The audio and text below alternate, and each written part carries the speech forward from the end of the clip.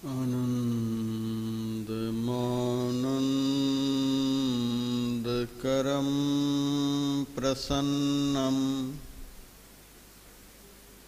ज्ञानस्वरूपं निजबोधरूपं योगीन्द्रमीड्यं भवरोगवैद्यं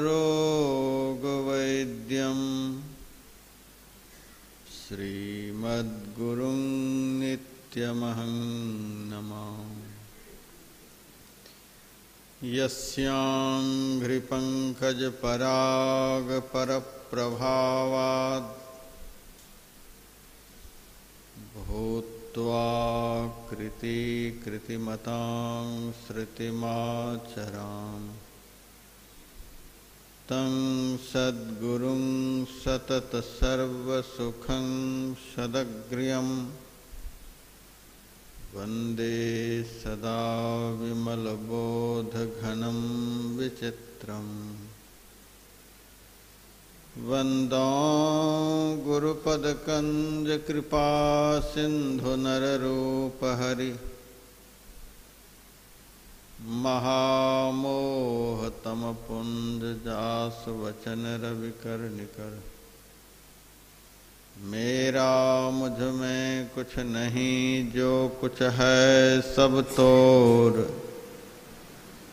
तेरा तुझको सौंपते क्या लागेगा मोर। गंगा तरंग रमणीय जटा कलापं गौरी निरंतर विभूषित वाम भागम। नारायण प्रियमनंगमदापहारं वाराणसीपुरपतिं भज विश्वनाथम्।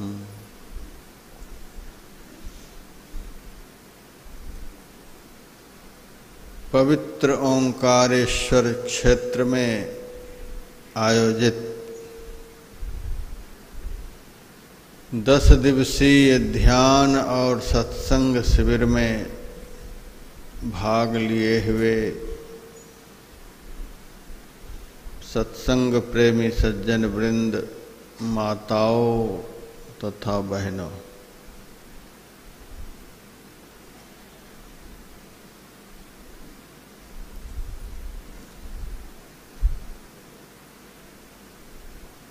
सत्संग के प्रत्येक सत्र में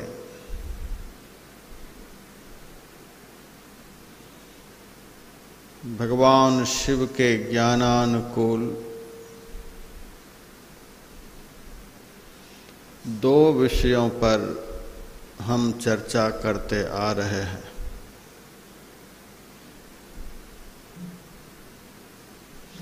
पहला विषय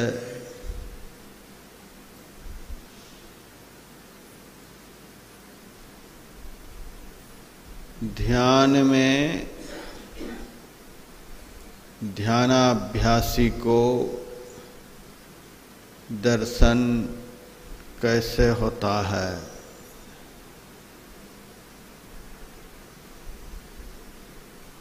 और ध्यान में ध्यानाभ्यासी को दर्शन क्यों नहीं होता है।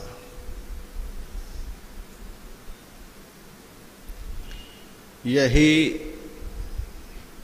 यहाँ का प्रतिपाद्य मुख्य विषय है।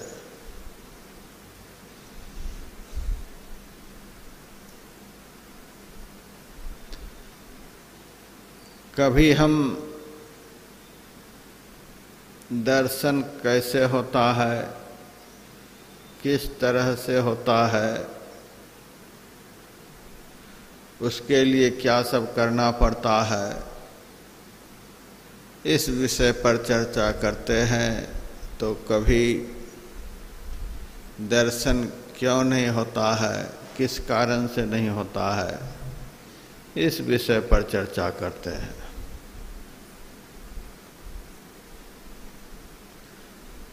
अभी मेरा विचार है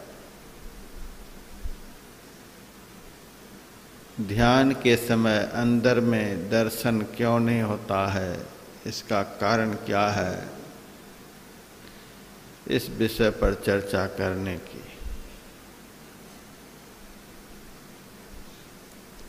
भगवान शिव ने दर्शन नहीं होने के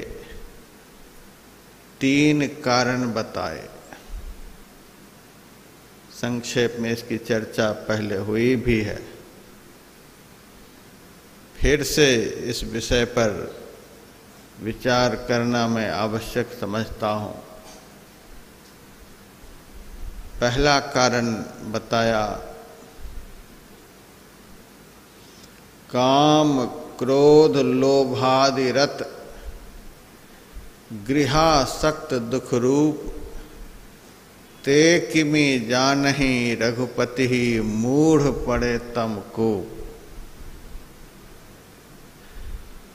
अंधकार रूप कुएं में पड़े रहने के कारण दर्शन नहीं होता है। अंधकार रूप कुएं से हम लोगों को बाहर निकलना होगा और एकमात्र साधन यह ध्यान ही है जिसके करने से निकलना संभव है। बाकी किसी भी उपाय से कोई निकल नहीं सकता। उपनिषदकार कहते हैं नान्यो भेदः कदाचन, दूसरा कोई उपाय नहीं है, दूसरा कोई साधन नहीं है। जन्म जन्म से पड़े हुए अंधकार रूपी कुएं से निकाल देने वाला यदि कोई सफल साधन है तो उसी साधन का नाम ध्यान है। उसी साधन को करने के लिए यह आयोजन आयोजित हुआ है और आप लोग यहाँ आए हुए हैं। इसी पर प्रयास करना है। अंधकार रूपी कुएं से निकलने के लिए ध्यान के समय में हमें प्रयास करना है। दूसरा कारण बताया, काई विषय मुकुर मन लागी। भगवान ने कहा हम लोगों का मन जो है वह दर्पण है।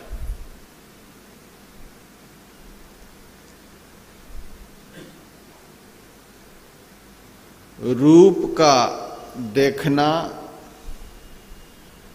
दर्पण के माध्यम से होता है। अपना मुंह देखना चाहते हैं तो दर्पण के माध्यम से देखते हैं और देखने के वक्त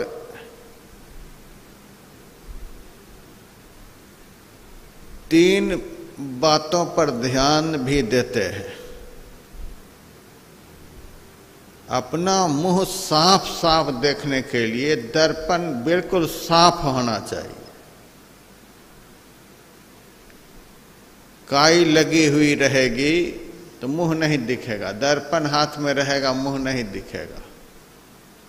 पहला नंबर में दर्पण का साफ होना बहुत आवश्यक है। दूसरा, दर्पण का स्थिर होना भी बहुत आवश्यक है। दर्पण साफ हो, हाथ में लेकर दर्पण को ऊपर नीचे बाएं दाएं करते रहें, मुंह बढ़िया से दिखेगा नहीं। दर्पण साफ हो और दर्पण स्थिर हो। लेकिन स्थिर दर्पण भी यदि अटैची में हो तो मुंह दिखेगा, झोला में हो तो मुंह दिखेगा, माथे पर हो तो दिखेगा, जेब में हो तो दिखेगा। दर्पण साफ हो, दर्पण स्थिर हो और दर्पण चेहरा के बिल्कुल ठीक सामने हो, तब मुंह ठीक ठीक दिखता है। भगवान शिव ने ध्यान में देखने के लिए संकेत किया है।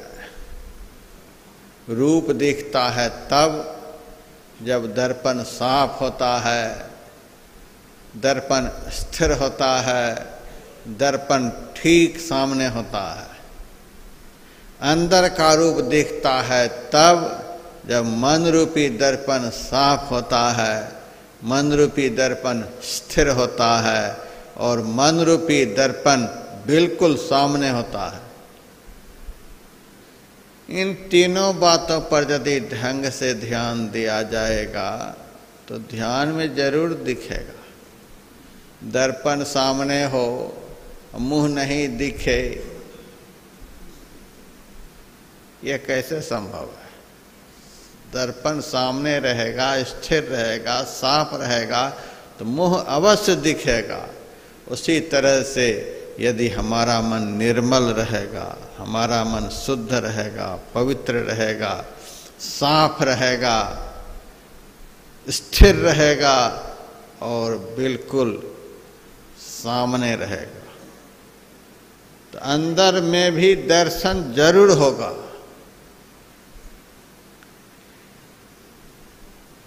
इतना ही काम करना है। ये तीन काम हम लोग करें। भगवान शिव ने मन को दर्पण बतलाया, लेकिन उस दर्पण के साथ ये तीनों आफत भी लगा दिया है, जिस कारण दर्पण के रहते हुए भी हमें दर्शन नहीं हो रहा है, मुंह नहीं दिख रहा है। दर्पण 24 घंटे मेरे साथ में है, लेकिन दर्शन नहीं हो रहा।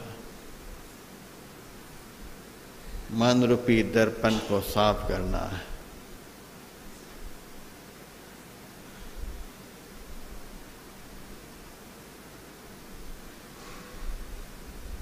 मन रूपी दर्पण को स्थिर करना है और मन रूपी दर्पण को सामने रखना है। यह तो दूसरा कारण हुआ। तीसरा कारण, दर्पण साफ है, स्थिर भी है, सामने भी है, लेकिन देखने की शक्ति नहीं है। आँख में देखने की शक्ति नहीं, तो दर्पण कैसे दिखा देगा? जब तक आँख में देखने की शक्ति नहीं रहेगी तब तक हम अपने रूप को नहीं देख सकते। दर्पण तो एक माध्यम है, देखना होता है अपनी ही आँख की शक्ति से। और रूप को ठीक ठीक देखना तब होता है जब दृष्टि शक्ति हमारी एक साथ मिलकर रहती है। हमारी दृष्टि शक्ति अभी दो भागों में विभक्त है। वह शक्ति बाईं आंख से भी निकल रही है, दाईं आंख से भी निकल रही है। उसी को दृष्टि धार भी कहते हैं। एक धार बाईं तरफ से निकल रही है तो दूसरी धार दाईं तरफ से निकल रही है। दृष्टि की दोनों धारें यदि समानांतर रहे, अलग अलग दोनों धार रहे, तो बाहर का भी कोई भी पदार्थ आपको ठीक ठीक नहीं दिखेगा। यदि कोई आंख का डॉक्टर हो तो मेरे सामने आए इन बात को समझने के लिए। आप उनसे पूछ सकते हैं। यदि दृष्टि की धार अलग अलग रहे, जिस वस्तु को हम देखना चाहें उस वस्तु पर दोनों धारें मिलकर के नहीं रहे तो वस्तु ठीक ठीक नहीं दिखेगी, अलग अलग दिखेगी। कभी कभी दृष्टि शक्ति खराब हो जाती है तो सीढ़ी एक है, 3-4 सीढ़ी नजर आती है। चलने वाला कंफ्यूज हो जाता है, पैर कहीं से कहीं जाने लगता है। बाहर की वस्तु को भी ठीक ठीक देखने के लिए बाहर में दृष्टि की धाराओं को मिलना बहुत आवश्यक है। जब किसी भी वस्तु पर हमारी दृष्टि की दोनों धाराएं मिल कर के रहती हैं तो बाहर की वस्तु ठीक ठीक दिखती है, नहीं तो जैसे तैसे अटपटा ढंग से दिखेगी, आप भ्रमित होंगे। एक खिड़की है, आपको 4-5 खिड़की नजर आएगी, एक सीढ़ी है, 4-5 सीढ़ी नजर आएगी, एक किवाड़ी है, 2-4 किवाड़ी नजर आएगी, आप भ्रमित हो जाएंगे।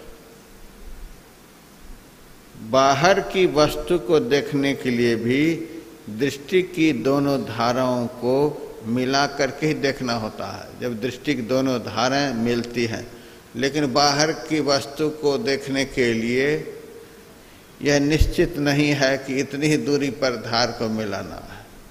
बाहर की वस्तु एक निश्चित स्थान पर है और वहाँ हम एकाग्रता पूर्वक देखते हैं। दृष्टि चंचल रहेगी, दृष्टि की धार अलग अलग रहेगी तो वस्तु सामने रहेगी, हम ठीक ठीक नहीं देख पाएंगे। कभी कभी वस्तु सामने रहती है, दृष्टि चंचल रहती है, मन चंचल रहता है तो ठीक ठीक देखना भी नहीं होता है। किसी भी वस्तु को ठीक ठीक देखने के लिए दृष्टि को स्थिर रखना पड़ता है। दृष्टि स्थिर हो, दृष्टि एकाग्र हो, तब बाहर की वस्तु का ठीक ठीक ज्ञान होता है। अंदर में जो दृश्य है, अंदर के दृश्य को देखने के लिए भी दृष्टि स्थिर हो और दृष्टि एकाग्र हो। तो दृष्टि के एकाग्र होने से अंदर में देखना होता है। दृष्टि स्थिर नहीं रहेगी, दृष्टि चंचल रहेगी तो हमारे गुरुदेव कहते थे दृष्टि के चंचल होने से मन भी चंचल होता है। जैसे जैसे दृष्टि चंचल होती है वैसे वैसे मन भी चंचल होता रहता है। दृष्टि और मन के चंचल होने से लक्ष्य वस्तु का ठीक ठीक ज्ञान नहीं होता है। तो नेत्र प्राप्त करने के लिए, देखने की शक्ति प्राप्त करने के लिए, ठीक ठीक देखने के लिए दृष्टि शक्ति ठीक हो। संत सद्गुरु दृष्टि शक्ति को ठीक करने वाले डॉक्टर होते हैं। दीक्षा के समय में जप करने के लिए बतलाते हैं, इष्ट के रूप का ध्यान करने के लिए बतलाते हैं, और तीसरी क्रिया दृष्टि को एकाग्र करने के लिए बतलाते हैं। दृष्टि जैसे ही अंदर में एकाग्र होती है वैसे ही अंदर की आंख खुल जाती है। अंदर की आंख को खोलने के लिए दृष्टि को पूर्ण रूपेण एकाग्र करना होता है, और वह अंदर की आंख को ही दिव्य दृष्टि कहते हैं, दिव्य चक्षु कहते हैं। दिव्य चक्षु से अंदर के दिव्य रूप का ज्ञान होता है, दिव्य विभूति का ज्ञान होता है, दिव्य दृश्य का ज्ञान होता है। तो भगवान शिव ने तीसरा कारण बताया, नयन विहीना, जिस आँख से, जिस दृष्टि से, जिस तरह से अंदर में दर्शन होता है वह आँख नहीं, वह दृष्टि नहीं, वह उपाय हम नहीं जानते हैं, जिस कारण से दर्शन नहीं होता है। अंधकार रूपी कुएं में रहना पहला कारण, मन रूपी दर्पण का साफ नहीं होना, स्थिर नहीं होना, एकाग्र नहीं होना, सम्मुख नहीं होना दूसरा कारण। और दृष्टि शक्ति को गुरु निर्दिष्ट लक्ष्य पर एकाग्र करने का ज्ञान नहीं होना अंदर की आंख का प्राप्त नहीं होना ध्यान में नहीं दिखने का तीसरा कारण है।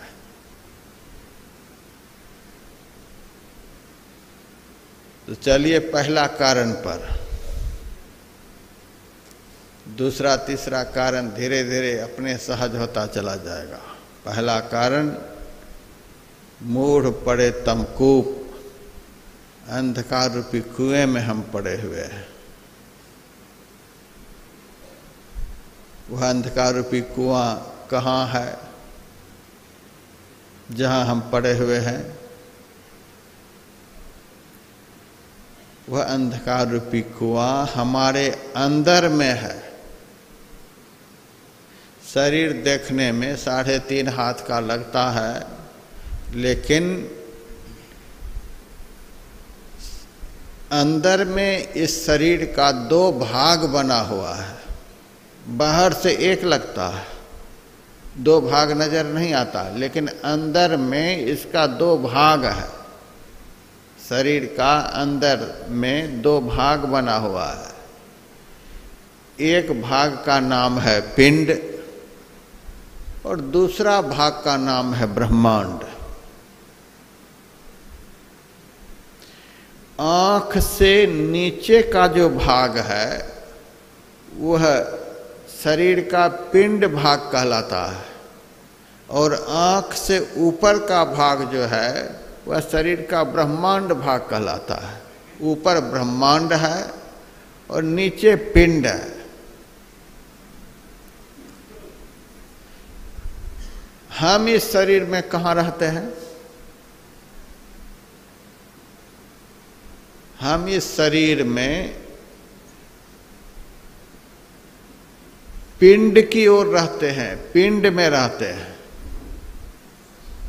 शरीर के पिंड भाग में रहते हैं, निम्न भाग में रहते हैं। शरीर के पिंड भाग में घोर अंधकार होता है।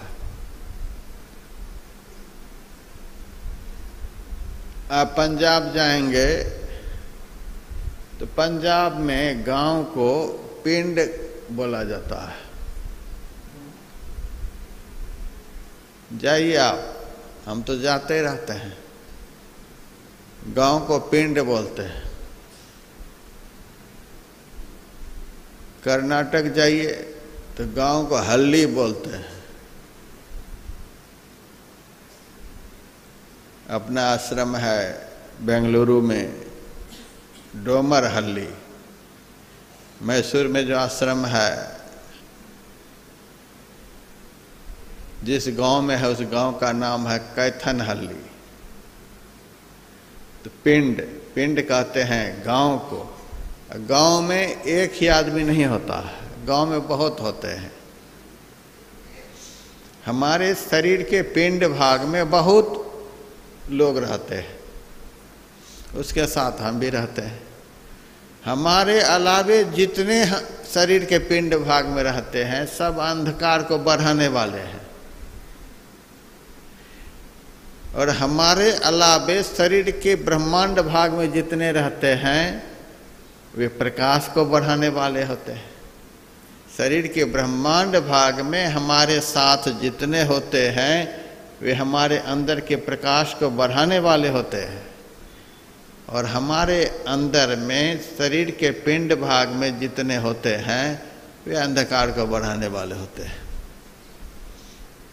तो शरीर के पिंड भाग में यह जीव रहता है। तो उतर पड़ियो तम माही पीव निह शब्द में।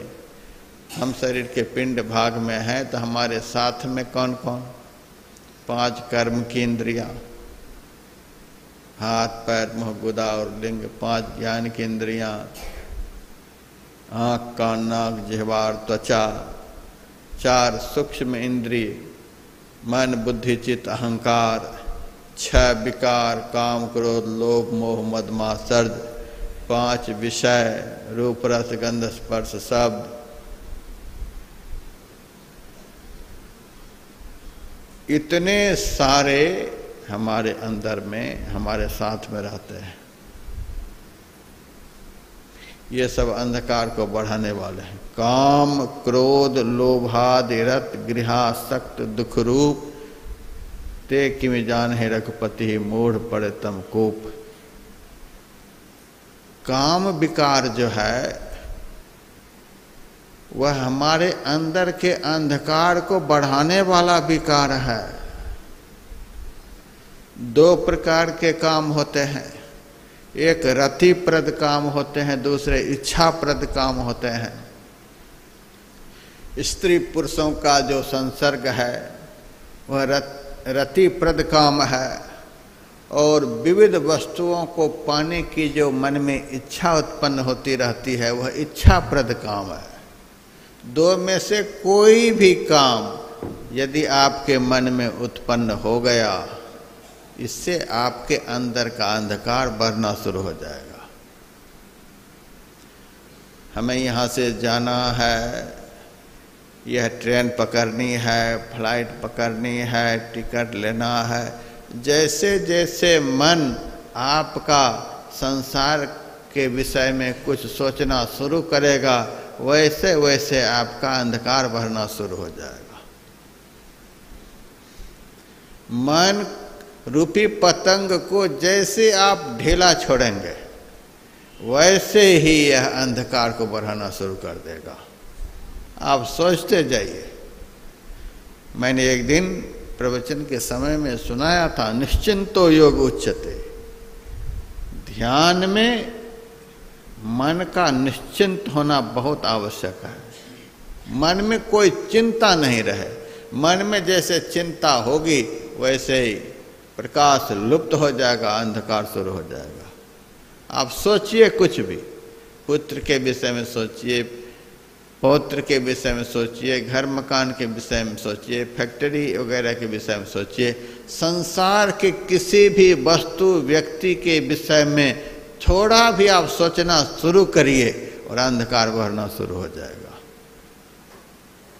अब बहुत लोग तो दिन रात सोचते ही रहते हैं, कुछ तो सोचते सोचते पागल हो जाते हैं,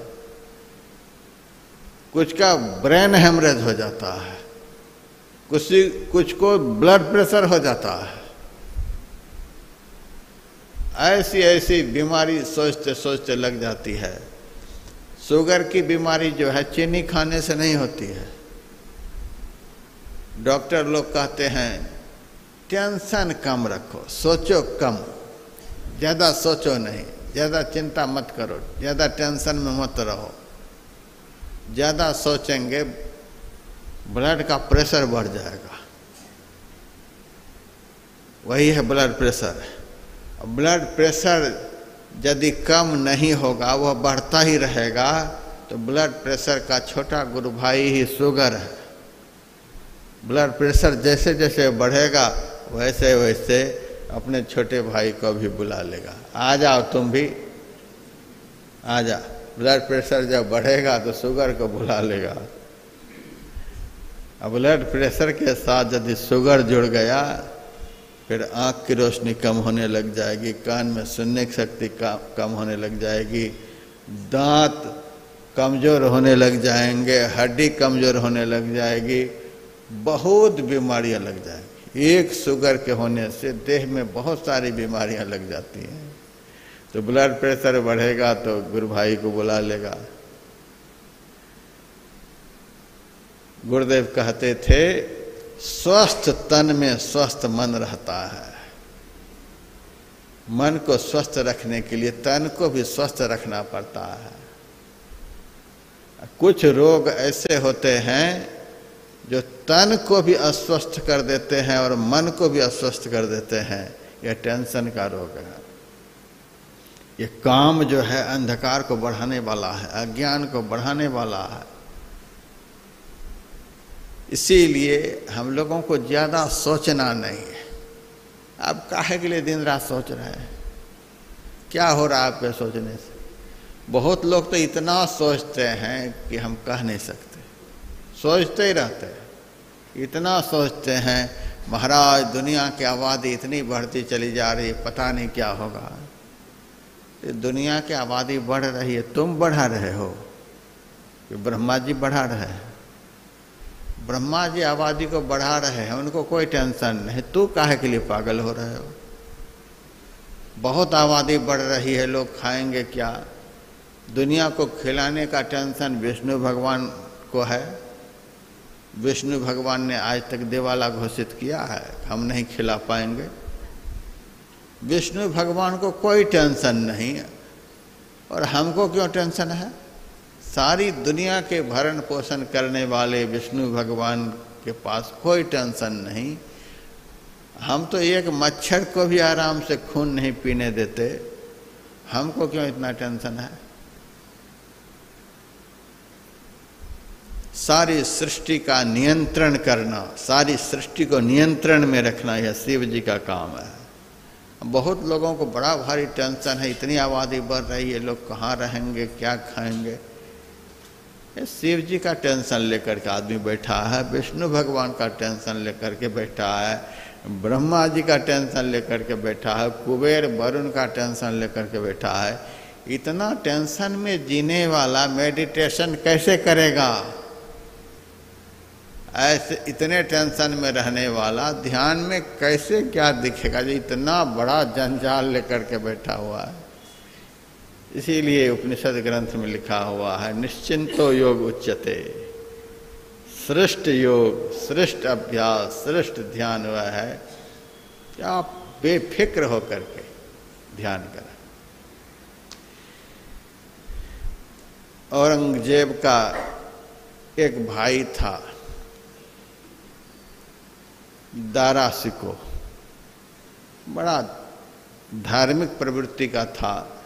उन्होंने वैदिक सनातन धर्म के भी बहुत सारे ग्रंथों का अध्ययन किया था, और अपने धर्मों के भी बहुत सारे ग्रंथों का अध्ययन किया था।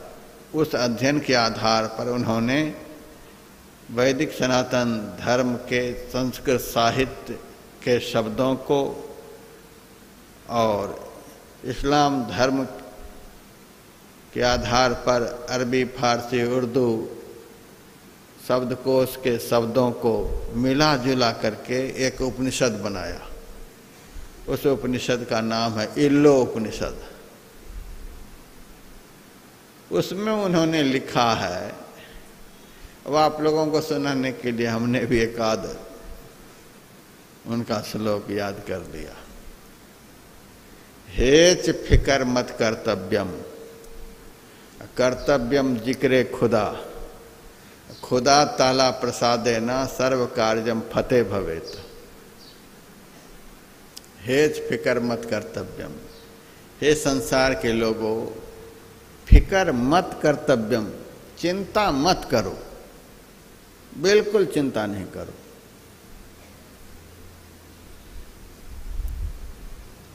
तो भक्तों ने कहा चिंता नहीं करेंगे तो फिर करेंगे क्या?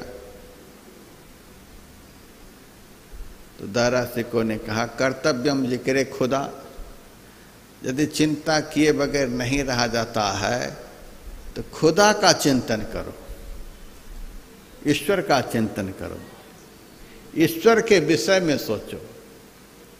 संत सद्गुरु ने जो नाम दीक्षा के समय में दिया है उस नाम का चिंतन करो। संत सद्गुरु ने दीक्षा के समय में जिस रूप का चिंतन करने के लिए कहा है, केवल उसी रूप का चिंतन करो। सद्गुरु के बताए हुए ईश्वर संबंधी नाम रूप के चिंतन करने से सारी चिंता खत्म हो जाएगी। कर्तव्यम जिक्रे खुदा, खुदा से संबंधित, ईश्वर परमात्मा से संबंधित नाम और रूप का चिंतन करो। इस चिंतन से क्या होगा? संसार का चिंतन करेंगे तो आपके ऊपर संसार की कृपा होगी। संसार चलायमान है, चलायमान संसार की कृपा होती रहेगी तो आपका मन चंचल रहेगा, भजन नहीं होगा। ईश्वर परमात्मा शाश्वत हैं, स्थिर हैं, नित्य हैं। शाश्वत नित्य ईश्वर का चिंतन करेंगे तो आपका मन स्थिर रहेगा। तो जिनका चिंतन करेंगे उनकी कृपा होगी, ईश्वर का चिंतन करेंगे तो ईश्वर की कृपा होगी। ईश्वर की कृपा होने से क्या होगा? खुदा ताला प्रसादेना, ईश्वर की कृपा होने से सर्व कार्यम फतेह भवेत। वाहेगुरु जी की खालसा, वाहेगुरु जी की फतेह, सर्व कार्यम फतेह भवेत। सब काम आपके फतह हो जाएंगे, पूरे हो जाएंगे। कोई काम आपके आधे अधूरे नहीं रहेंगे।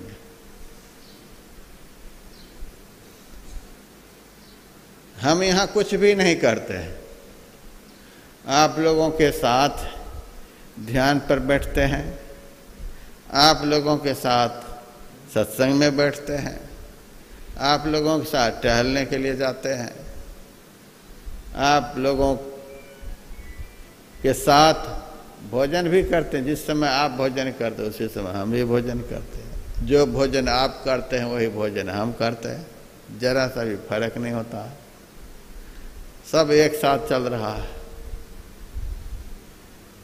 और इतने सारे सत्संगी भाई बहन आए हैं, मैं बस इतना ही पता कर लेता हूँ सबको जगह मिल गई। हाँ, सबको जगह मिल गई। अब कौन जगह पकड़ा रहे हैं, हम काहे के लिए उतना आफत में पड़े। बस इतना ही कहा जगह मिल गई इनको, हाँ जगह मिल गई। ये भोजन कर लिए, हाँ भोजन कर लिए। सब्जी खत्म हुई कि नहीं खत्म हुई, दूध आया कि नहीं आया, रोटी बनी कि नहीं बनी, हमको कोई टेंशन नहीं। आप लोगों के साथ ध्यान कर रहे हैं, सत्संग कर रहे हैं, सर्व कार्यम फतेह भवेत। करते हो तुम गुरुवर, मेरा नाम हो रहा है। गुरुवर तेरी कृपा से सब काम हो रहा है। जब हमारा सब काम अपने आप सत्संग ध्यान के करने से स्वाभाविक रूप से हो रहा है, तो आप लोगों का नहीं होगा। संत के दरबार में भी पक्षपात होता है क्या? पक्षपात रहित दरबार है।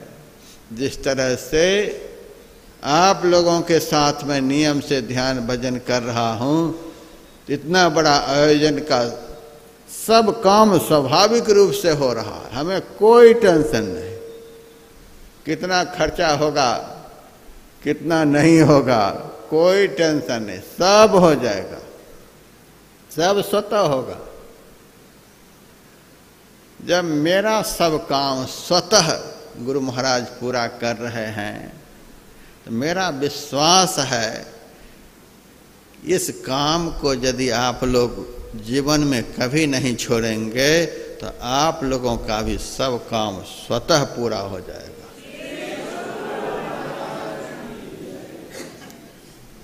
दारासी को कहता सर्व कार्यम फतेह भवेत। और हमारे गुरुदेव ने भी कहा नित्य प्रति सत्संग कर ले प्यारा, तेरा कार सरे सारा। नित्य नियम से तुम सत्संग करो। जो चोर के संग में जो रहता है उनको रोटी मिल जाती है, डाका डालने वाले के साथ में जो रहता है उनको रोटी मिल रही है, झूठ बोलने वाले के साथ में जो रहता है उनको रोटी मिल रही है, दुराचारियों के साथ में रहने वाले को भी रोटी मिल रही है, उनका भी काम हो रहा है। जो सत्य स्वरूप परमात्मा का निरंतर संग करता रहेगा उनको रोटी नहीं मिलेगी, उनका काम नहीं होगा। हम लोगों का विश्वास कमजोर हो गया है। चोर के साथ में रहने वाले हमसे बढ़िया है, उनको कोई टेंशन नहीं। हमारा गुरु भाई चोर है, ये लाएगा दुनिया भर का लूट करके, तो हमको भी कुछ ना कुछ हिस्सा देगा ही। ये चोर डाकू लुटेरे के संग में रहने वाले हमसे बढ़िया, यदि हम निश्चिंत होकर भजन नहीं करते हैं। बिल्कुल निश्चिंतो योग उच्यते, नहीं तो अंधकार बढ़ेगा, ध्यान में कुछ दिखेगा नहीं। चिंतन चिंता ये सब रोग है। उभय शब्द चिंता चिता दोनों एक समान। चिता जलावे सबहि को, चिंता नर सौ प्राण। चिंता और चिता में थोड़ा सा ही अंतर है। च ह्रस्व इकार त आकार चिता, और च ह्रस्व इकार, उस ह्रस्व इकार के ऊपर थोड़ा सा एक छोटा सा बिंदा डाल दीजिए, त आकार। एक बिंदा पड़ते ही वह जिंदा को जलाने लग जाता। एक बिंदा पड़ते ही वह शब्द चिंता का रूप धारण कर लेता है। दोनों का काम है जलाने का ही। चिंता भी जलाती है और चिता भी जलाती है।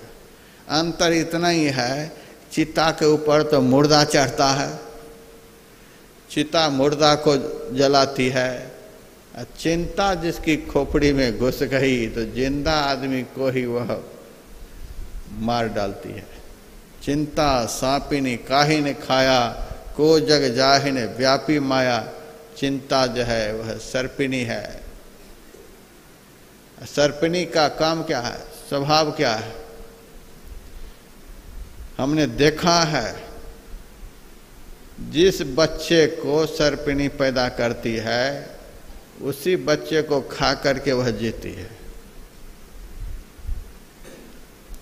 अपने बच्चे को ही खा करके जीती है। उनकी नज़र से जो बच्चे इधर उधर हो गए वही सांप बनता है। नहीं तो प्रायः सर्पिनी अपने बच्चे को खा ही जाती है। जन्म भी देती है, खा भी जाती है। उसी तरह से जिस खोपड़ी में चिंता का जन्म होता है वह चिंता ही उस खोपड़ी वाले को खा जाती है। इनसे बचना है। बचने का उपाय क्या है? चिंता से बचने का उपाय क्या है? हम तो ज्यादा उपाय नहीं जानते। आप ईश्वर का चिंतन करें, ईश्वर के नाम का चिंतन करें। गुरु महाराज ने जो कुछ भी दीक्षा के समय में करने के लिए बताया है वह काम को करें।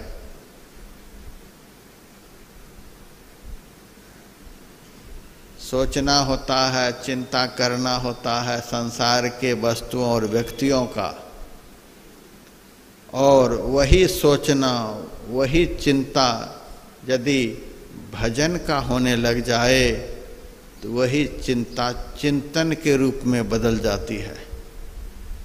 चिंतन करने से चिंता खत्म होती है।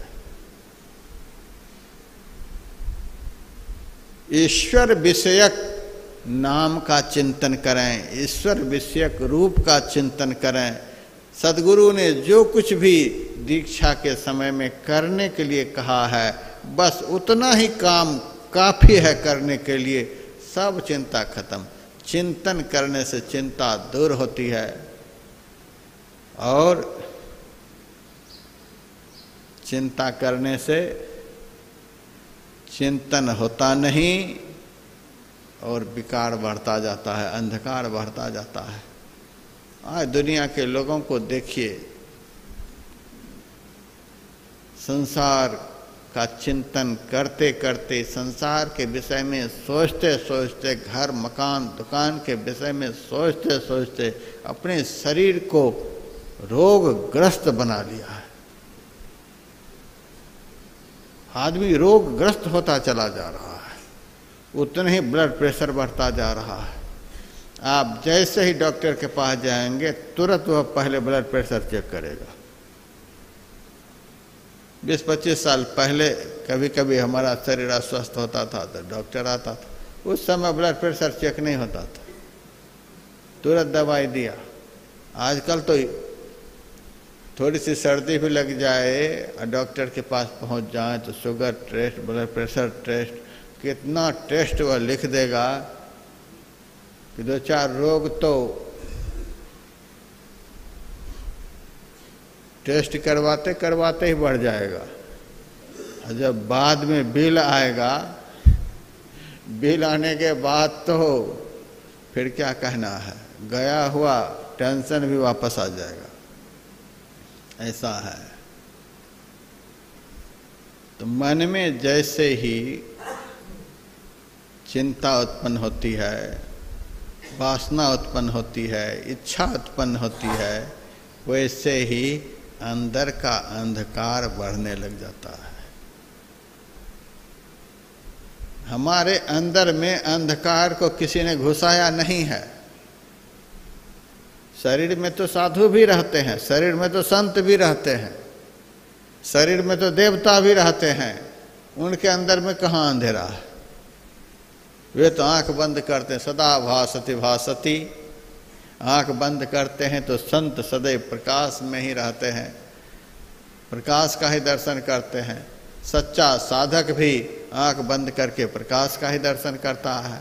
इसी शरीर में सच्चे भक्त रहते हैं, इसी शरीर में संत रहते हैं, इसी शरीर में देवता भी रहते हैं, उनको कहाँ अंधेरा दिखता है? और हमारे सामने अंधेरा कहाँ से आ गया?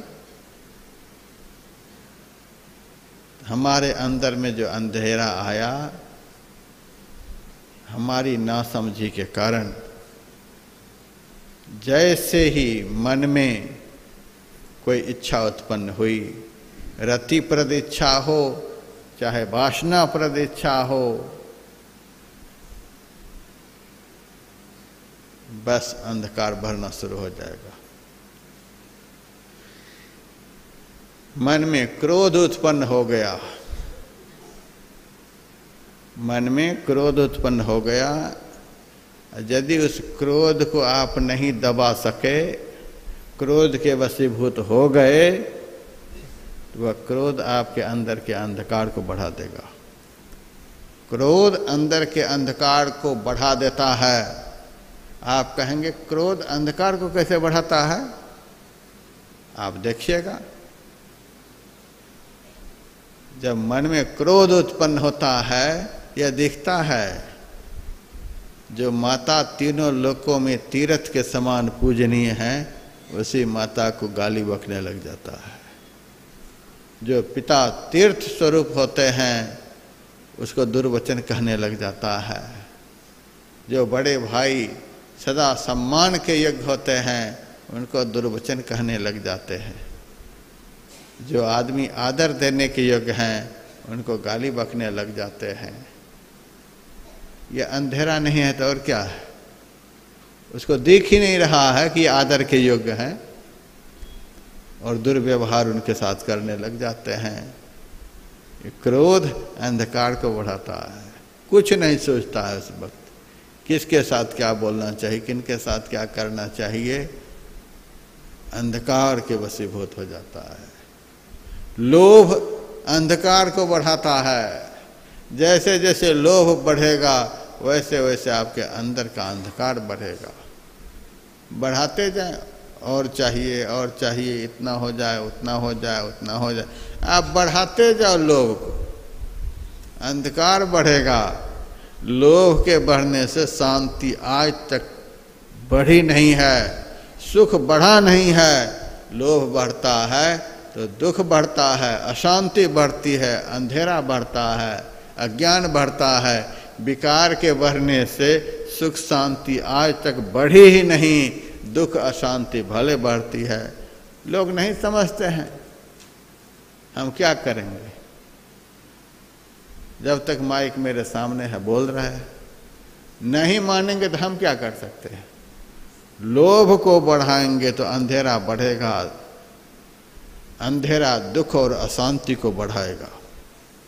लोभ को नहीं बढ़ाओ, लोभ को घटाते जाओ, घटाते जाओ, घटाते जाओ। लोभ रहित अपने को कर दो। साईं इतना दीजिए जामे कुटुंब समाए, मैं भी भूखा न रहूं साधुन भूखा जा। कबीर साईं मुझको जौ की भूसी दे, चुपड़ी मांगत मैं डरूं यह भी छीन न ले। खुश खाना है खिचड़ी माहे परे टिकलोन, मांस पराया खाए के गला कटावे कौन। लोभ को कम करो, नहीं तो बढ़ाते जाओ। लोभ बढ़ता जाएगा, संसार का वैभव बढ़ता जाएगा, दुख अशांति उसी रफ्तार में बढ़ाते जाओ। मोह को बढ़ाओ, मोह के बढ़ने से अंधकार बढ़ता है। पहले मैं देखता था गृहस्थी लोग सब हाथ में मोबाइल रखते थे।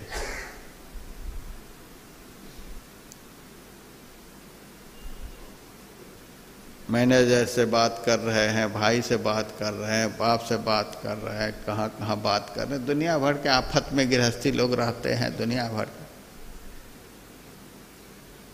अब महात्मा लोगों को भी मैं देखता हूँ, ये आफत लेकर के बैठे हैं। इस कारण से मैंने देखा है अच्छे अच्छे ब्रह्मचारी, अच्छे अच्छे महात्मा पतन की ओर जा रहे हैं। हमारे साथ में रहने वाले भी ब्रह्मचारी सब, मैं मने करते रहता था, ज़्यादा बात नहीं करो। अरे सारे आफत लेकर तो आश्रम में हम बैठे हुए हैं, हमारे आश्रयभूत होकर के तू काहे के लिए टेंशन में रहता है, तू काहे के लिए इधर उधर फोन लगाता है। एक एक ब्रह्मचारी के पास 5-5 हजार आदमी का नंबर है, 5-5 हजार आदमी का नंबर। इतना आदमी से संपर्क रखने वाले से भजन बने, भले अटपटा लगेगा, हमें संभव नहीं है। और अच्छे अच्छे भविष्य बनाने वाले ब्रह्मचारी का सर्वनाश हो गया। फोन करते करते उसको फोन, उसको फोन, उसको फोन करते करते मन इतना चंचल हो गया। एक फोन यदि जेब में रखे हैं, समझो 1000 आदमी हमारे साथ में है, करो भजन। आप 10 आदमी से बात कर लो एक दिन में, देख लेना ध्यान के समय क्या होता है। एक आदमी से आप बात कर लो, हेलो हेलो ओम नमः शिवाय, लगाओ कान में मोबाइल, बात करो एक आदमी से।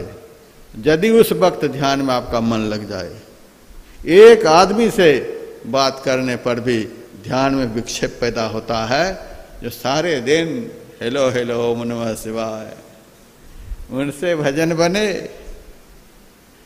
हम आ रहे थे देहरादून से इंदौर के लिए, प्लेन में जहां हमारी सीट थी, हमारी सीट के बगल में ही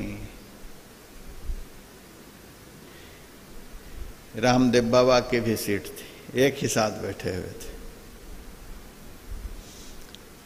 हमारे पास मोबाइल नहीं और महाराज जी के पास 2-3 मोबाइल, उनके पास तो बढ़िया बढ़िया मोबाइल, स्मार्टफोन कहते हैं, खूब बढ़िया बढ़िया मोबाइल। एक मोबाइल में फोन कहीं से आ गया तो सुनने लगे, तब तक दूसरे में आ गया तो दूसरे कान में लगा लिए, तीसरे में भी आ गया, अब कहाँ लगाएंगे, नाक से तो सुनेंगे नहीं। एक कान से हटाए दूसरे कान शुरू हो जाए, दूसरे कान से हटाए। हम कहे ये बड़ा गजब हो रहा है, अब हमसे रहा नहीं गया। महाराज इतने आफत में आपसे जोग बनता है, जोग होता है, लेकिन है बड़े सरल सहज, छलकपटी महात्मा नहीं है। साफ साफ उन्होंने कहा इतना फोन होने से भजन बनता है, योग होता है। हम तो शरीर का योग कराते हैं, एक्सरसाइज कराते हैं। आप लोग जो योग करते हैं, इतना फोन करने वाले से वह नहीं होता है। अब करें क्या, इतना विशाल परिवार, इतनी बड़ी संस्था हो गई है कि अब 1 मिनट के लिए भी, ये देखो, यह मोह, इससे अंधकार बढ़ता है। मोह के कारण ही आदमी फोन करता है किसी को, नहीं तो फोन काहे के लिए करेगा। हम जब अब हिमालय की तरफ जाते हैं तो फोन को आश्रम में ही छोड़ देते हैं।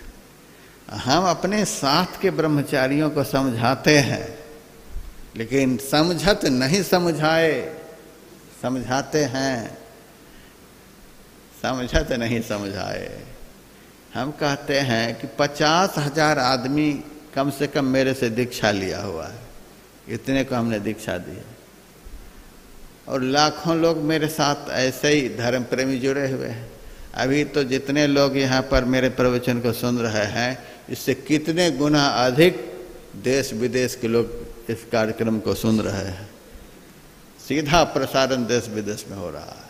सब लोग बहुत संख्या में कार्यक्रम को देख सुन रहे हैं। इतना विशाल परिवार, 14 आश्रम है, सब आश्रमों की व्यवस्था है, स्कूल है, गौशाला है, बहुत कुछ है। इतना बड़ा विशाल परिवार, और हम मोबाइल छोड़ करके जाते हैं। और हमें देख करके भी किसी को समझ में नहीं आए कि बाबा क्यों ये छोड़ करके जाते हैं। मोबाइल तो 4-5 बाबा को रखना चाहिए था, लेकिन बाबा सब छोड़ करके जाते हैं। देख करके भी तो ज्ञान होना चाहिए। यहाँ तो न समझाने पर ज्ञान होता है, न दिखाने पर ज्ञान होता है, न आचरण करने पर ज्ञान होता है। अब हम क्या कर सकते हैं? जब देख करके भी आग में कूदने के लिए आदमी तैयार है तो हम क्या कर सकते हैं? हम 6-6 महीने तक प्रवचन बंद कर देते हैं, प्रवचन नहीं करते हैं। साधु के मन को चंचल कर देने वाला यदि सबसे बड़ा संसाधन है तो वह प्रवचन है। चाहे गृहस्थ प्रवचन करता हो, चाहे साधु प्रवचन करता हो, यदि मन को चंचल करने वाला सबसे बड़ा संसाधन है तो नंबर 1 में प्रवचन, दूसरे नंबर में मोबाइल। ध्यान भजन साधना से वह प्रवचन करता, वह साधु, चाहे वो सदगृहस्थ, खूब बढ़िया एक्सेल सर्फ होता है ना, उस सर्फ से हाथ को धो लो।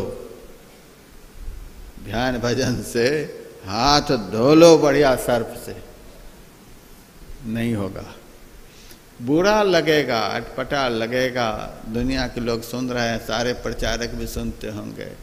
हमें कोई डर नहीं, हमें जेल भी भेज देंगे तो हमें कोई तकलीफ नहीं। जेल में भी भजन करेंगे, लेकिन भजन नहीं होगा। इसीलिए मोह को कम करो। फोन आदमी करता है क्यों? जिनको करता है उनमें मोह है, आसक्ति है। हमारे अंदर में जो हमारे असली संबंधी हैं, उस असली संबंधी से कनेक्शन तोड़ करके हम जबरदस्ती ये नकली से प्रेम कर रहे हैं। ऐसे आदमी के अंदर में अंधकार बढ़ेगा कि नहीं बढ़ेगा? सच्चे संबंधी से संबंध तोड़ करके हम नकली से संबंध जोड़ने के लिए हेला हेला करते हैं। ऐसे के अंदर में अंधकार नहीं बढ़ेगा तो बढ़ेगा क्या, बताओ? एक तो कनेक्शन जुड़ नहीं रहा है, दूसरे ऊपर से मन को चंचल कर देने वाले बहुत सारे विषयों में चिपटे हुए रहते हैं। कैसे भजन बनेगा? मूढ़ पड़े तमकूप, अज्ञानी जीव अंधकार के कुएं में इन कारणों से पड़े हुए हैं।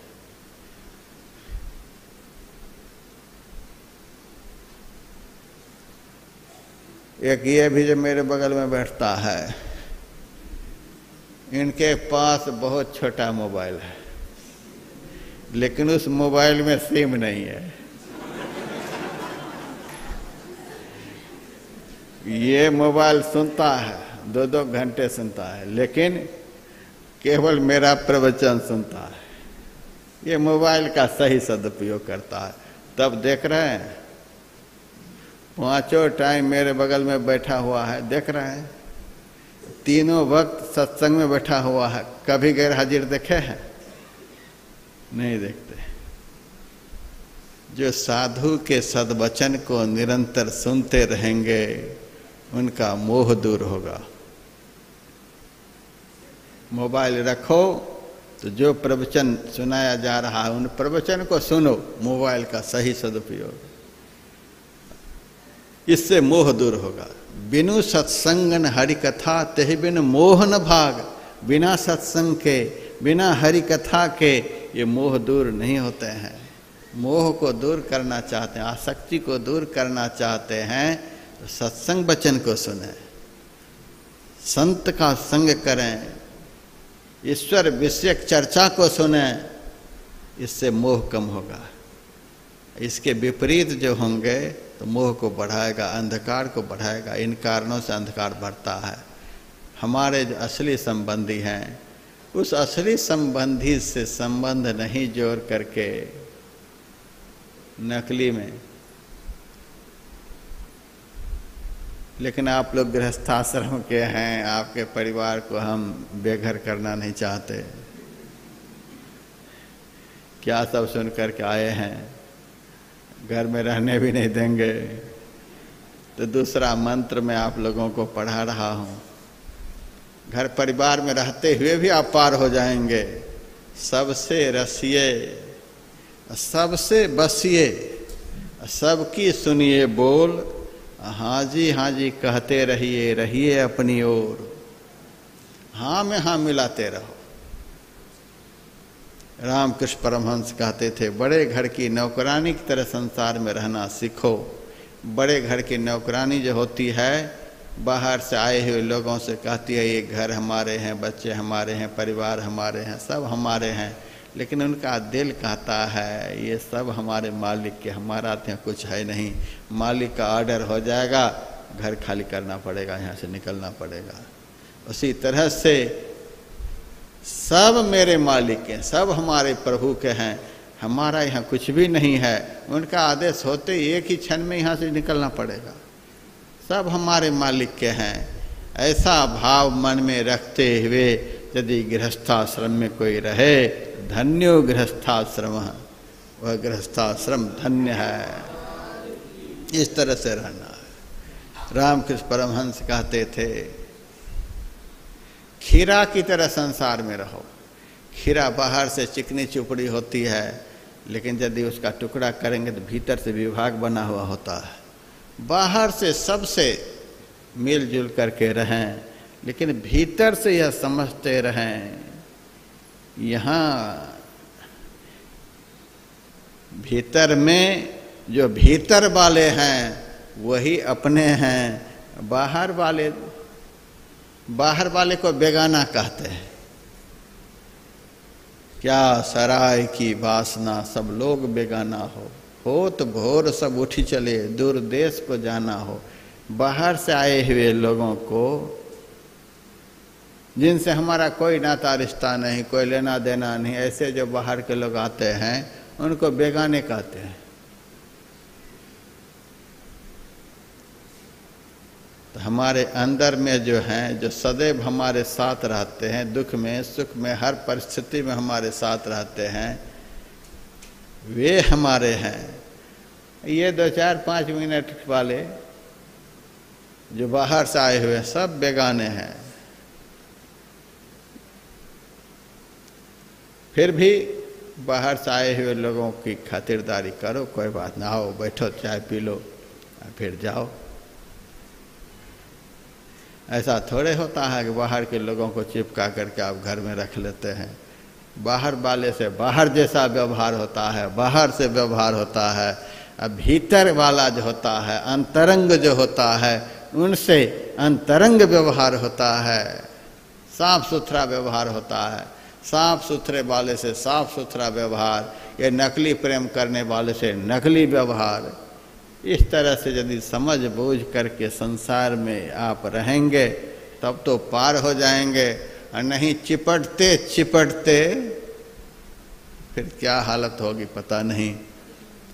जहाँ मैं अब रहने लगा हूँ हिमालय तरफ, एकाध माई घास काटने के लिए कभी कभी उधर आती है। तो एक दिन मेरे सामने आकर कहती है कि महाराज आप यहाँ कैसे रह रहे हो, आप अकेले यहाँ कैसे रहते हो, यहाँ जोंक बहुत है, यहाँ जोंक महाराज बहुत है, शरीर में चिपकने वाली जोंक बहुत है। मैंने उनसे एक दिन कहा, मैं देख रहा हूँ यहाँ जो जोंक है 1 इंच की है, 2 इंच की है, 2.5 इंच की है, और ये जोंक असावधानी के कारण चिपकती है, सावधान रहने वाले को नहीं चिपकती। मैं जहाँ रहता हूँ 6 महीने में 1 बार हमको लगा, और बाकी अंधाधुन चलते हैं, अंधाधुन इधर उधर के कामों में लगे रहते हैं, ध्यान नहीं देते हैं, तो दिन में 4 बार 5 बार चिपकते रहते हैं। असावधान को जोंक ज़्यादा चिपकती है, सावधान रहने वाले देखते रहते हैं, निगाह इधर उधर डालते रहते हैं, तो उनको जोंक नहीं चिपकती है। मैंने उनसे कहा ये 1 इंच की जोंक है, 2 इंच की जोंक है, मैं देखता हूँ इनकी देह कैसी है, 2 4 5 बूंद खून पी करके ही इनका पेट भर जाता है, और ये जोंक जो है पेट भरने के बाद खुद छोड़ करके अलग हो जाती है।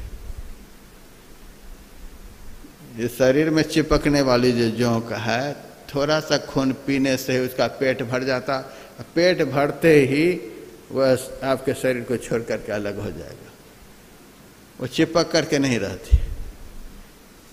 कहा बहन जी इस जोंक का हमें कोई डर नहीं, जो थोड़ा सा खून पी करके 2 4 5 मिनट में छोड़ करके अलग हो जाए। ये 3.5 हाथ की जो जोंक है ये सबसे खतरनाक है। पुरुष के लिए स्त्री का शरीर, स्त्री के लिए पुरुष का शरीर, ये 3.5 हाथ के जोंक, ये जोंक कितनी संख्या में चिपकी हुई है देख लो। जितने शरीर से आप प्रेम कर रहे हैं समझो उतनी जोंक चिपक गई। और ये संसार के सजन संबंधी रूपी जो जोंक हैं, ये जब एक बार चिपक जाते हैं इनका तो पेट भरता ही नहीं। स्मशान घाट में जला करके जब आपको राख कर देंगे तभी छोड़ करके हटेंगे। ऐसे जोंक से सावधान रहना चाहिए। ये संसार के ये 3.5 हाथ वाले जितने जोंक हैं, ये तो जला करके जब बिल्कुल राख कर देंगे, भस्म कर देंगे, तब वहां से हटेंगे। हटते हैं कि नहीं हटते हैं? श्मशान तक नहीं पिंड छोड़ते हैं, वहां भी सही सलामत नहीं छोड़ते हैं। चिता पर जला करके जब भस्म कर देंगे, जब किसी स्वाहा हो जाएंगे, धूल में उड़ जाएंगे, तब ये निकलते हैं। तो भी जान नहीं छोड़ते। ये श्राद्ध क्रिया सब क्या है? आपको भस्म करके आ गए तो भी भय सवार है कहीं भूत बन करके ना आ जाए, तब श्राद्ध क्रिया करके जोंक को जोंक में मिला देते हैं। ये पितर से जो मिलाते हैं, पितर मिलोनी की जो बात होती है, जो मरे हुए जोंक हैं, उन मरे हुए जोंक से इस जिंदा जोंक को चिपका देते हैं, मरे हुए को मरे से मिला देते हैं। ये दुनिया के लोग ऐसे हैं। ऐसे से हमारा प्रेम हो गया है। कहो ध्यान बनेगा कैसे? ऐसे से ध्यान बनता है। जो पूरे शरीर जोंक को चिपका रखा है, उनसे ध्यान बनेगा? और मैंने यह भी देखा है, मुर्दा शरीर में जोंक नहीं लगती है, जिंदा में ही जोंक लगती है। मुर्दा शरीर के पास 1000 जोंक फेंक दीजिए, कभी भी मुर्दा में जोंक नहीं लगती है। ध्यान करने से, संत का संग करने से संसार का आकर्षण खत्म होता है। ध्यान के समय मन, दृष्टि हमारे अंदर में जो हमारे हैं उनमें लग जाती, शरीर का आकर्षण खत्म हो जाता है। शरीर का आकर्षण ध्यान के समय जिनका खत्म हो जाता है, ऐसे आदमी संसार रूपी जोंक से बच जाता है। वो मर गया समझ। शरीर की आसक्ति, शरीर का आकर्षण ध्यान की ऊंचाई पर बढ़ जाने के कारण समाप्त हो जाता है। शरीर के आकर्षण से जो बिल्कुल छूट गए हैं, संसार चिपकना तो चाहता है लेकिन चिपक नहीं सकता। गुरु महाराज भी लाखों भक्तों के साथ रहते थे, लेकिन कहाँ कोई चिपक सका। साधु संत महात्मा भी संसार में रहते हैं, लाखों लोग उनके पास आते जाते हैं, लेकिन चिपकते नहीं किसी से। आए ठीक है, गए तो ठीक है। जा रहे महाराज तो जाओ, आ रहे महाराज तो आओ, चिपकते नहीं है। आकाशवत संसार में साधु संत महात्मा रहते हैं। जैसे आकाश हवा में भी रहता है, अग्नि में भी रहता है, जल में भी रहता है, मिट्टी में भी रहता है, सब जगह आकाश समाया हुआ है। फिर भी सभी तत्वों में व्यापक होकर सबसे निर्लिप्त भी रहता है। उसी तरह से आकाशवत जो निर्मल विशुद्ध हो गए हैं, ऐसे महापुरुष सबके साथ रहते हुए भी सबसे अलग रहते हैं। अंधकार को बढ़ाने वाला संसाधन यह मोह है, यह जोंक है। 1.5 इंच 2 इंच की जो जोंक होती है वह तो केवल खून को पीती है, और ये 3.5 हाथ की जोंक जो है आपके ध्यान को, आपके ज्ञान को, आपके वैराग्य को, आपके त्याग को, आपकी तपस्या को, आपके जितने सद्गुण भीतर में हैं सबको चूस लेंगे, कुछ भी नहीं रहने देंगे। रस कस लेत निचोर कामनी, तनिक न रहत मिठाई, जोगी जन जागत रहो मेरे भाई। सब निचोड़ लेंगे, सब चूस लेंगे। ऐसे संसार के वस्तुओं और व्यक्तियों से प्रेम करने से मोह बढ़ता है, अंधकार बढ़ता है, अंधकार का कुआं बढ़ता है। इन सब कारणों से हमारे भीतर में अंधकार हुआ, नहीं तो हमारे भीतर में अंधकार आया कहाँ से? काम के कारण, क्रोध के कारण, लोभ के कारण, मोह आसक्ति के कारण, ईर्ष्या द्वेष के कारण, अभिमान अहंकार के कारण, इन सब कारणों से हमारे भीतर में अंधकार का साम्राज्य बढ़ता चला जा रहा है, अंधकार का कुआं बढ़ता चला जा रहा है। पहला कारण यही है। इन सब से अपने को बचाना है, और इसके लिए ध्यान ही एक उपाय है। ध्यान करने से आप स्वतः बचते चले जाएंगे। ध्यान करने वाले का संबंध ईश्वर से होता है।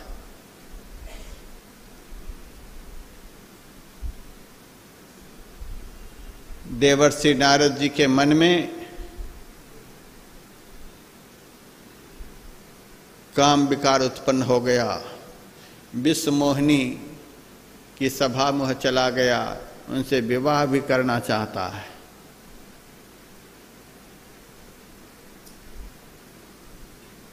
लेकिन भगवान विष्णु ने देवर्षि नारद जी का मुंह बना दिया था बंदर का। और क्यों बंदर का मुंह बनाया? कि देवर्षि नारद जी विश्व मोहिनी को देख करके बड़ा प्रभावित हो गया था, उनसे शादी करना चाहता था। विश्व मोहिनी इस महात्मा से शादी कैसे करेंगे? इसके लिए तो विश्व में सबसे अधिक सुंदर भी बनना होगा।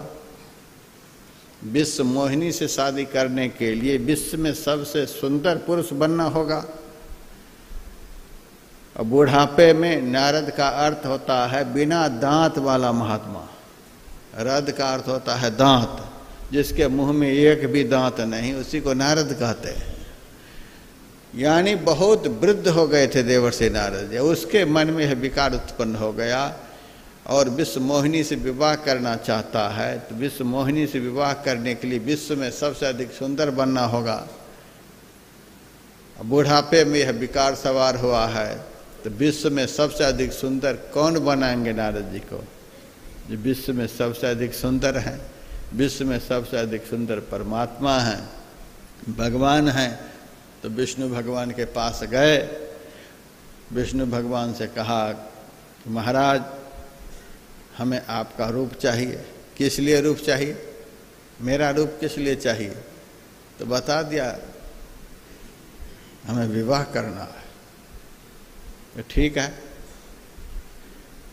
लेकिन भगवान का सौंदर्य विवाह करने के उद्देश्य से मांग लिया।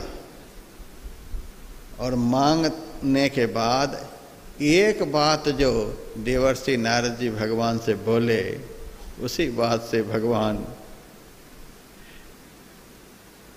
अपना सौंदर्य अपने पास वापस ले लिए और देवर्षि नारद जी का मुंह बंदर के जैसा बना दिए। एक बात वह क्या बोले? हम सबसे कहते रहते हैं, एक चौपाई जो अभी हम बोलेंगे सब सत्संगी भाई बहन कागज में लिख करके, जब जीवन में संकट आए, दुख आए, विपत्ति आए, कुछ चिंतन आए, टेंशन आए, तो उसको स्मरण करेंगे। देवर्षि नारद जी की चौपाई, जही विधि नाथ होई हित मोरा, करहु सो बेगी दास में तोरा। यह बहुत बड़ा समर्पण है। मांग तो लिए अब भगवान का सौंदर्य, लेकिन मांगने के बाद महात्मा थे, भगवान से कहते हैं, हे प्रभु जिस तरह से मेरा हित हो आप वही करेंगे, क्योंकि मैं आपका सेवक हूँ। जय विधि नाथ होई हित मोरा। फैक्ट्री चलने से यदि हमारा कल्याण होगा तो आप चला दीजिएगा, यदि इसी में हमारा कल्याण होगा तो आप चला दीजिएगा। नौकरी से यदि हमारा कल्याण निहित होगा तो आप नौकरी दिला दीजिएगा।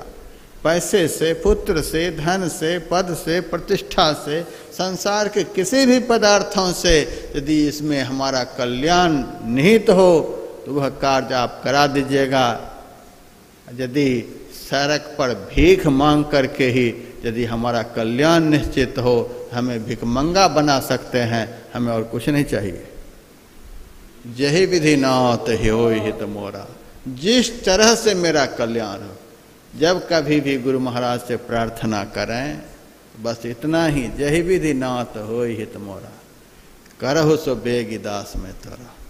मैं आपका सेवक हूँ, आप मेरे विषय में जानते हैं, हमारे से अनंत गुना अधिक ज्ञान आप में है, इसीलिए हम नहीं जानते हैं कि हमारा कल्याण किस में होगा। जीव अल्पज्ञ है, अल्पज्ञ जीव अपना कल्याण किस में होगा यह नहीं जान सकता। परमात्मा सर्वज्ञ है, सर्वज्ञ परमात्मा को, सर्वज्ञ सद्गुरु को यह ज्ञान है कि इस जीव का कल्याण किस में निहित है। हम क्या जानते हैं? हम कुछ नहीं जानते हैं। इसीलिए जय विधि नाथ होए हित मोरा, जिस तरह से मेरा कल्याण हो, मैं आपका सेवक हूं, वही आप करेंगे।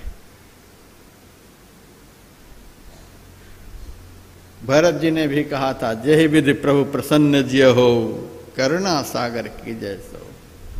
जिस तरह से आप प्रसन्न हो, आप करुणा के समुद्र हैं, आप वही काम करें। आपके सामने हमारा कुछ भी नहीं है। जिस तरह से आप मेरे ऊपर प्रसन्न हो जाएं, जिस तरह से हमारी भलाई हो, आप वही करेंगे। हम अपनी भलाई अपने से नहीं कर सकते। हमें ज्ञान कहाँ है कि किसमें हमारी भलाई है। आप ज्ञान के भंडार हैं, जिसमें हमारी भलाई हो आप हमारे लिए वही करते रहेंगे। ऐसा समर्पण भाव सेवक में हो, भक्त में हो, उस सेवक का, उस भक्त का कल्याण हो जाएगा। और यही भाव जब देवर्षि नारद जी ने व्यक्त किया तो भगवान ने अपना सौंदर्य छीन लिया। हाँ, अभी हम अपना सौंदर्य इसको दे देंगे तो इसका पतन हो जाएगा, इसका सर्वनाश हो जाएगा। यह महात्मा सर्वनाश होने के लिए जा रहा है, सर्वनाश होने की बात मेरे सामने कर रहा है। लेकिन लगे हाथ जो कहा जिसमें हमारी भलाई हो, तो भगवान समझ गए इसमें तुम्हारी भलाई नहीं है। इस वक्त तो बंदर बनने में ही तुम्हारी भलाई है। सुंदरता को छीन करके बंदर बना दिए और बंदर बन करके गए तो बच गए, सुंदर बन करके जाते तो बचते। नारद जी को तो उस वक्त बड़ा अटपटा लगा था कि भगवान शादी नहीं होने दिए, लेकिन बाद में जब पता चला कि भगवान ने तो गड्ढा में गिरने से बचा लिए, बच गए। बंदर के जैसा मुंह देवर्षि नारद जी का हुआ, तो भी देवर्षि नारद जी दुनिया में पूजनीय हैं। क्यों? कारण क्या है?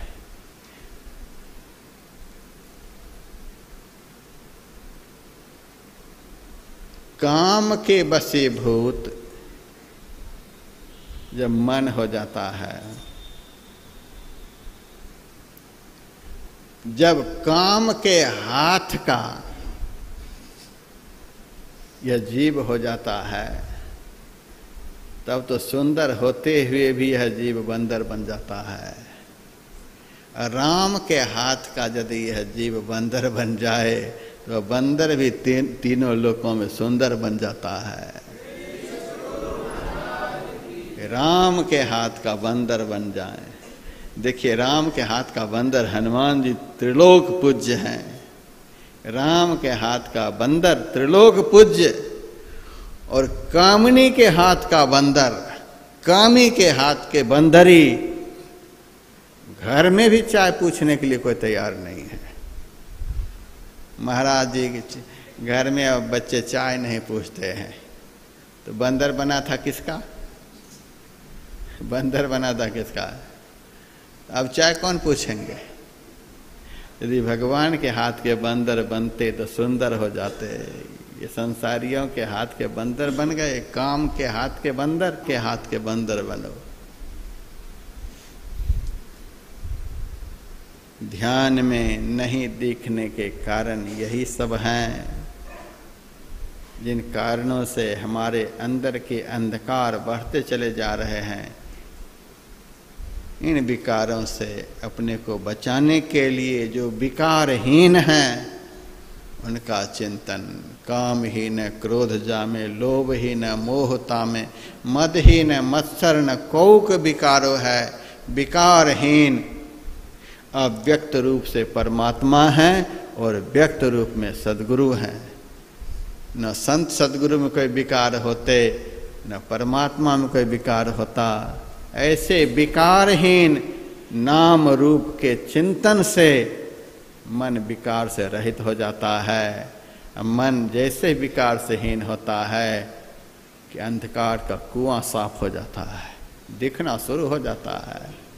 इसीलिए विकारहीन नाम रूप का चिंतन निरंतर होता रहे, तभी विकारहीन मन होगा।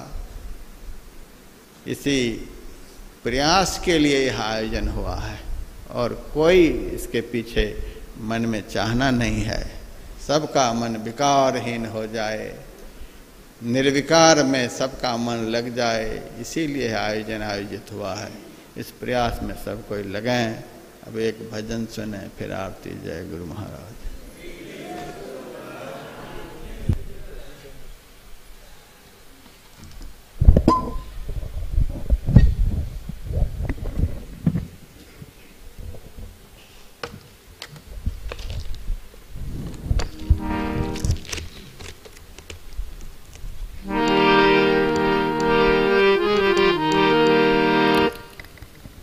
बोलो प्रेम से श्री सद्गुरु महाराज की जय।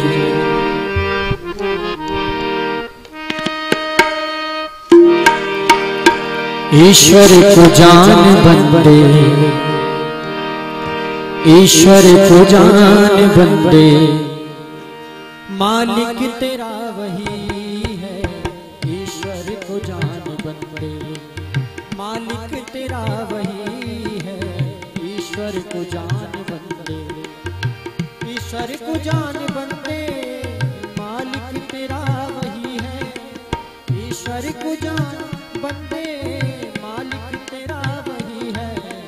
कर ले तू याद दिल से, कर ले तू याद दिल से, हर जाम वो सही है। कर ले तू याद दिल से, हर जाम वो सही है। ईश्वर को जान बंदे।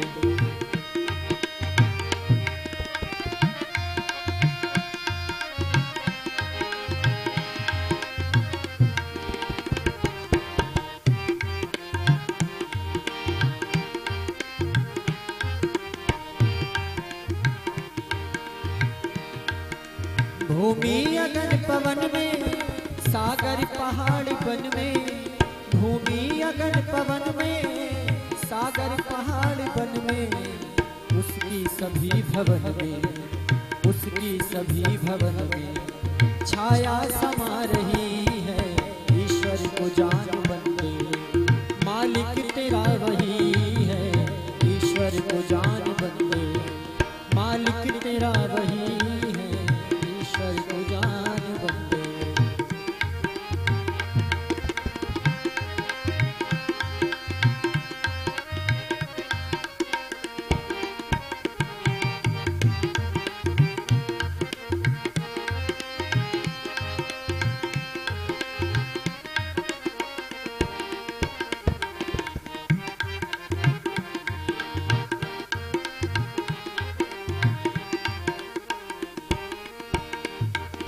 उसने तुझे बनाया, जग खेल है दिखाया। उसने तुझे बनाया, जग खेल है दिखाया। तू क्यों फिरे भुलाया, अरे तू क्यों फिरे भुलाया। अरे उम्रा बिता रही है, तू क्यों फिरे भुलाया। उम्रा बिता रही है। ईश्वर को जान बंदे, मालिक तेरा वही है। ईश्वर को जान, ईश्वर को जान बंदे, मालिक तेरा वही है। ईश्वर को जान बंदे, मालिक तेरा वही है। कर ले तू याद दिल से, कर ले तू याद दिल से, हर जामे वो सही है। ईश्वर को जान बंदे, मालिक तेरा वही है।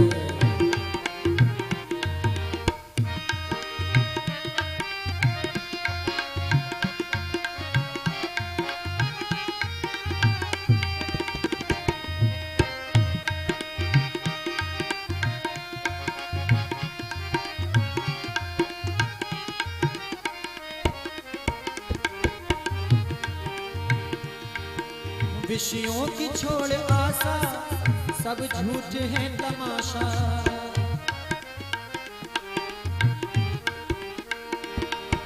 विषयों की छोड़ आशा, सब झूठ है तमाशा। दिन चार का दिलासा, दिन चार का दिलासा। अरे माया फंसा रही है, दिन चार का दिलासा। माया फंसा रही है। ईश्वर को जान बंदे, मालिक तेरा वही है। ईश्वर को जान बंदे।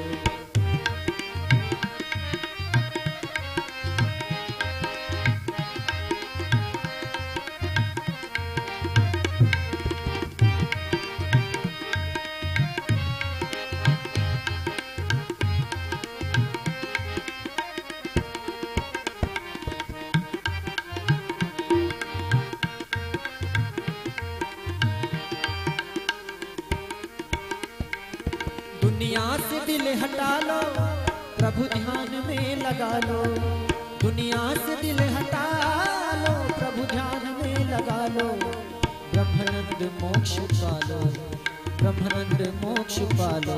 हर तन का पता नहीं है, ईश्वर को जान बंदे।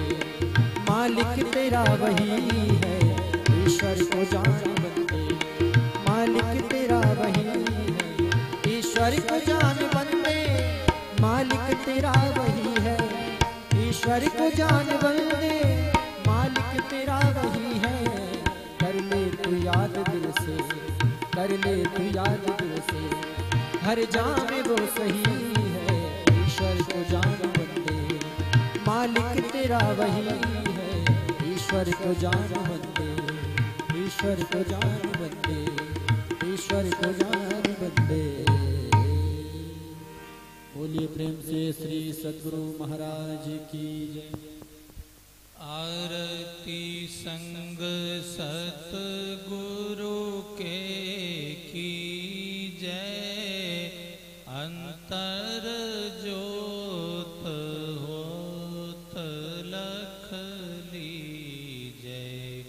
पांच तत्व तन अग्नि जराई। दीपक चास प्रकाश करी जय।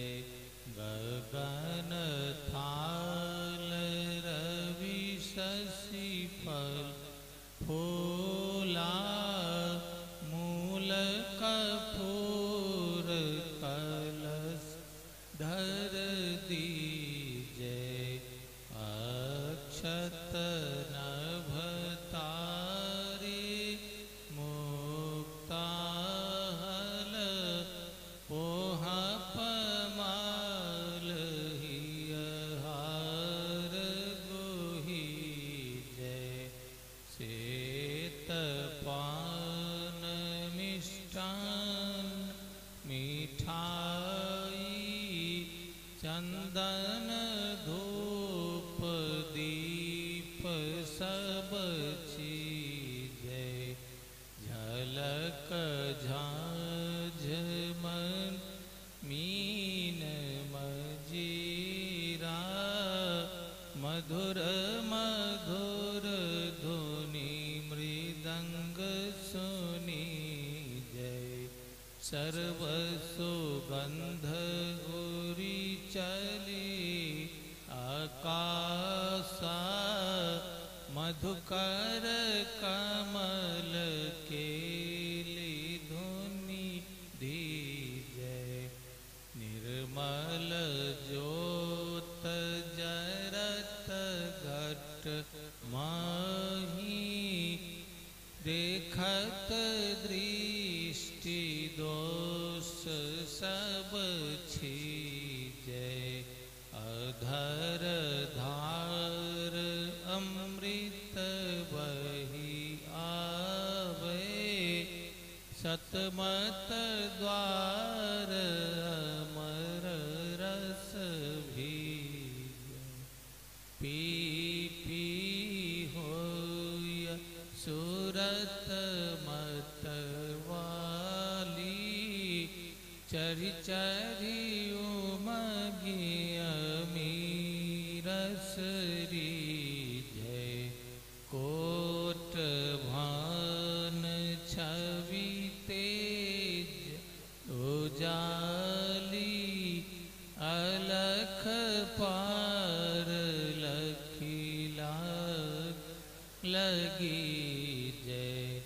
छिन छिन सूरत अधर पर राखे। गुरु प्रसाद अगम रस पीजय। दमकत करक करक गुरु धाम। उलटिया लल तुलसी तीजय। आरती तन मंदिर में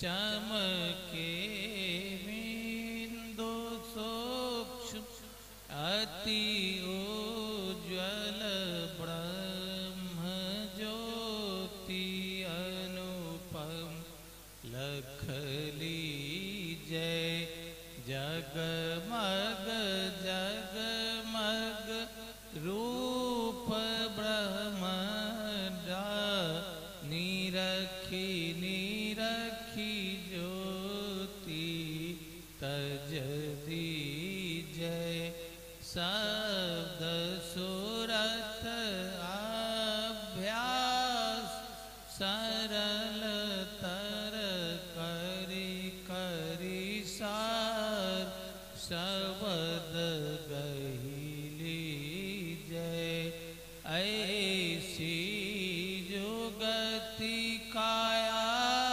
गढ़ त्यागी भव भ्रम भेद सकल छीजय भव खंडन आरती निर्मल करी में ही अमृत रस पीजय आरती तन मन दीर में की जय दृष्टि युगल कर सन्मुख दीजय। बोलिए प्रेम से श्री सद्गुरु महाराज की जय, सब संतन की जय, सत्संग महात्म्य की जय।